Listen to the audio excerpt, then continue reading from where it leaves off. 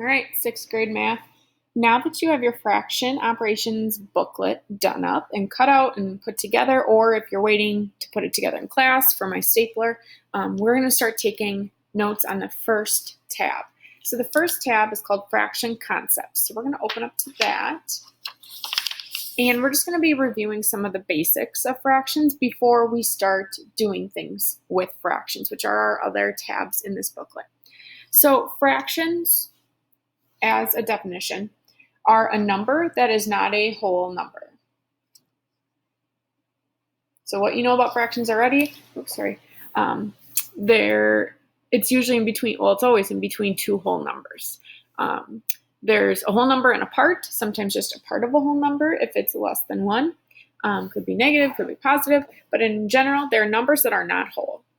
The top part of your fraction is called the numerator. The bottom part is called a denominator. And then I'm actually going to add another term in between or in each of these spots here. So you can also think of the top as a part of the whole, which is your bottom.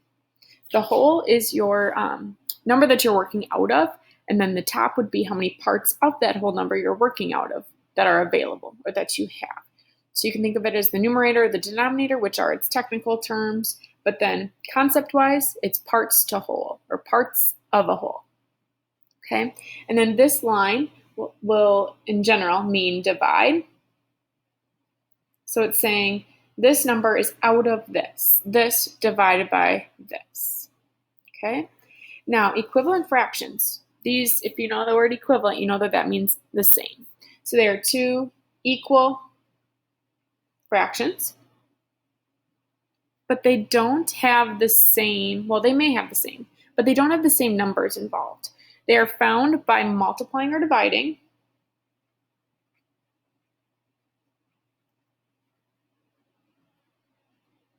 The numerator and the denominator of a fraction by the same number.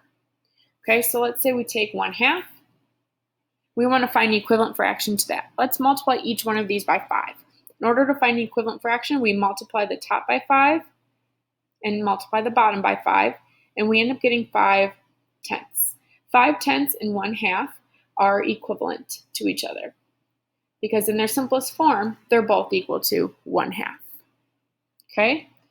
All right, and then simplifying fractions. You've worked with these before. Kind of what we did here. We are just finding the fraction in its simplest form. What's its root or its main fraction that's being involved? So in order to do that, you are dividing the numerator and denominator of a fraction by the what of the two numbers. So by the greatest common factor. I'm going to write that under here. So you're finding a number that is similar to each number to divide each the numerator and the denominator by. A number, greatest common factor, that both numbers have in common, that they both can be divided by equally. Up here, we multiplied each one of these by 5, but if we were working backwards, we were given 5/10 and we had to simplify it down, we would find the greatest common factor of 5 and 10. Well, I know that they both have a 5 in common. They both have a 1 in common, but 5 is the greater factor. So we would divide 5 by 5 to get 1 and divide 10 by 5 and get 2. So this right here is kind of working backward from simplifying to equivalent fractions. So these are opposites of each other. Okay, now I'd like you to flip over to the back. We're going to write quite a few notes on the back, so I'd like you to write small. So this booklet, I noticed, doesn't have a section on changing improper fractions to mixed numbers and vice versa. So we're going to spend some time taking notes on that. So you have that because part of your homework for tonight is doing that or over the next couple days. So first of all, we're going to start off with some definitions. A mixed number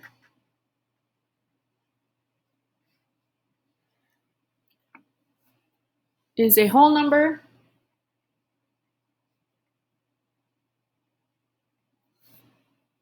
and the remaining fraction left over.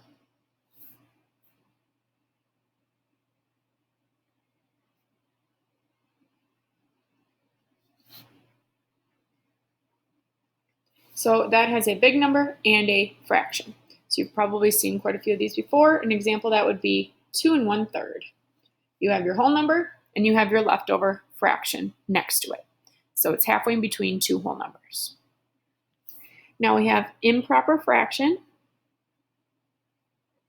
is our next term. Improper fractions are found when your numerator, which is the top part, is greater or a bigger number than denominator.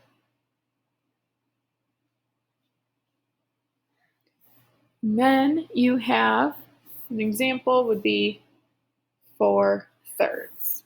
So now my numerator is a greater number than my denominator.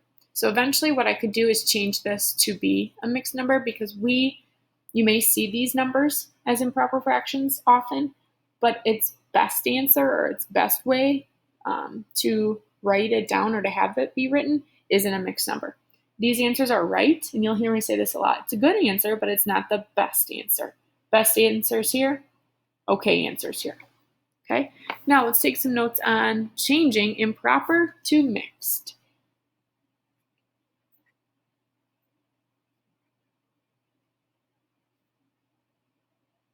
Okay, when you change an improper fraction to a mixed number, I'm going to give you an example up here. We have 15/4. Your first step is going to figure out how many wholes and what I mean by wholes is how many of your denominator's whole number. So that would, in this case, it would be 4/4. How many 4/4 can you pull out of this number evenly? So how many wholes can be pulled out evenly? This is your whole number, the one that goes out front. Okay, so once you figure out how many wholes or how many 4/4 you can pull out of this guy here, that now becomes your whole number out front because we're changing to a mixed number, so our answer will be in this format here. Okay, then whatever you have left over becomes your fraction. So leftover parts become your fraction.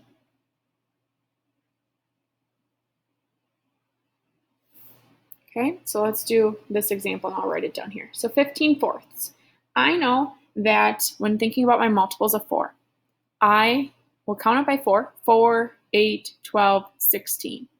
Well, 16 is 1 greater than this, so I know I can't quite go to 16.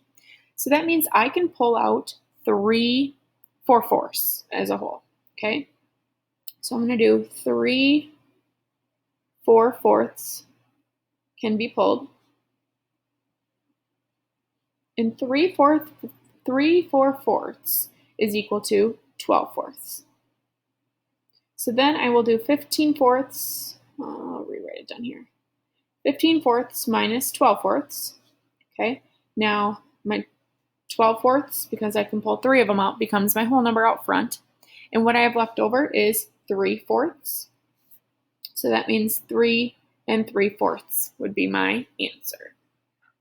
So these two are equal to each other. This is just the best answer. This is an okay answer to write.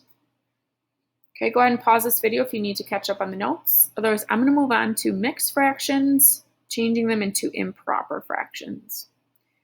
All right, down below, I'm going to do mixed to improper.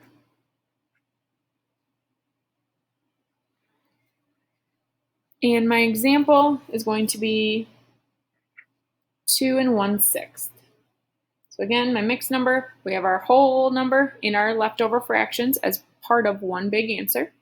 Your first job when you're changing mixed to an improper is to multiply the denominator by the whole number.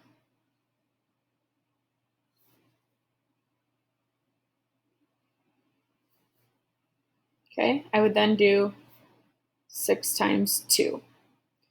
I would take my denominator and I multiply by my whole number. A lot of the times I will add a dot inside of there. Remember, a dot in math is another way to write the multiplication symbol.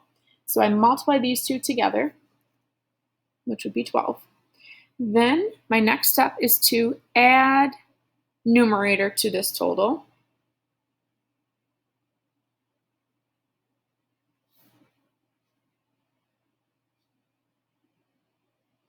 Which 12 is this total. So then I add 1 to it because 1 is my numerator. And when I do that, I will put a little plus sign in between there. So I multiply these two, add this. So 12 plus 1 gives me 13. Now this is your numerator.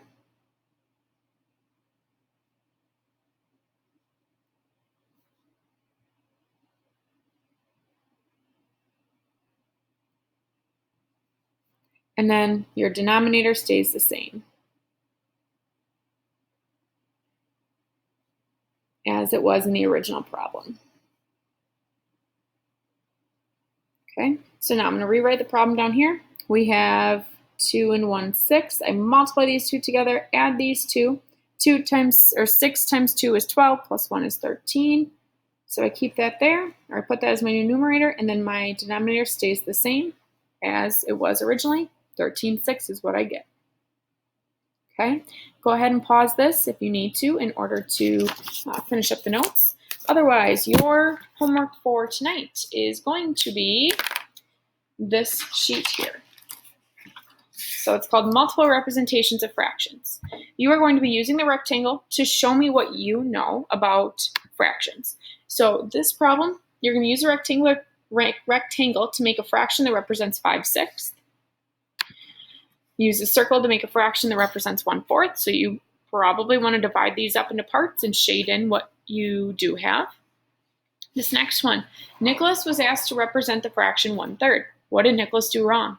How could you help him from making the same mistake? So 1, you're going to tell me what he did wrong, and then 2, what he should do next time.